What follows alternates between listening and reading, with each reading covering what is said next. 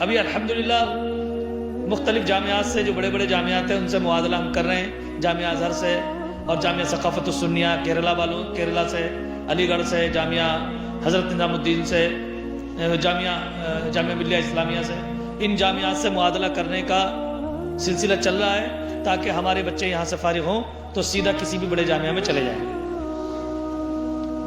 اور ہمارا ارادہ ہے کہ ہمارا جگہ جگہ ایسے کوچنگ سینٹرز ہوں کہ بچے IAS IPS SSC ان کی تیاریاں کر سکیں. جو یہاں سے پڑھنے کے بعد چاہتے ہیں کہ ہم سرکاری نوکریوں میں جائیں تو ہمارے پاس تیاری کے ایسے سینٹر ہوں گے کہ انشاءاللہ ہمارے بچے ہمارے یہاں تیاری کر کے گورنمنٹ کے جو نوکریاں نکلتی ہیں اس میں ہم جا کر کے اپلائی کر سکتے ہیں، کوشش کر سکتے ہیں. تو بہت کچھ کہنے کی ضرورت نہیں ہوتی ہے، سب کچھ آپ دیکھ رہے ہیں اپنے آنکھوں سے جو یہاں کام ہو رہا ہے. ہندوستان کی جتنی بھی ہماری گورنمنٹ جاب ہوتی ہیں اور کمپیوٹر کی ضرورت ہوتی ہے، وہ کمپیوٹر ڈپلومہ ہر جگہ ہمارا کام میں آتا ہے.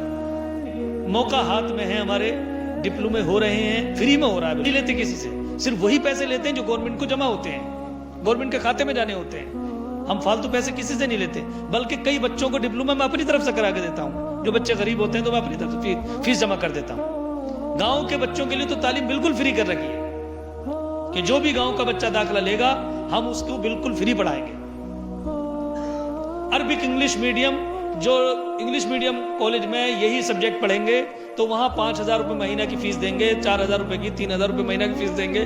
یہاں اس سے ڈبل کورس، یعنی دینی سبجیکٹس بھی اور دنیاوی سبجیکٹس بھی، Arabic English medium plus Arabic English medium plus تعلیم ہو رہی ہے. میتھ پڑھایا جا رہا ہے انگلش میڈیم، سائنس پڑھایا جا رہا ہے انگلش میڈیم، فزکس پڑھایا جا رہا ہے انگلش میڈیم، جتنے بھی کورسز ہیں سب انگلش میڈیم ہیں. اور جو دینیات پڑھائی جا رہی ہے وہ ابتدائی مرحلے میں اردو میں پڑھائی جاتی ہے، فارسی میں پڑھائی جاتی ہے.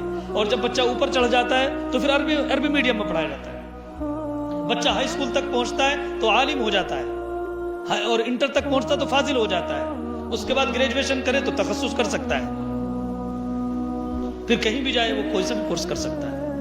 واحد ایک ادارہ ہے یہ ہمارے علاقے میں جہاں یہ دونوں تعلیم ایک ساتھ ہم دے رہے ہیں، ورنہ کسی مدرسے کے اندر دونوں ڈگری ایک ساتھ نہیں دی جاتی.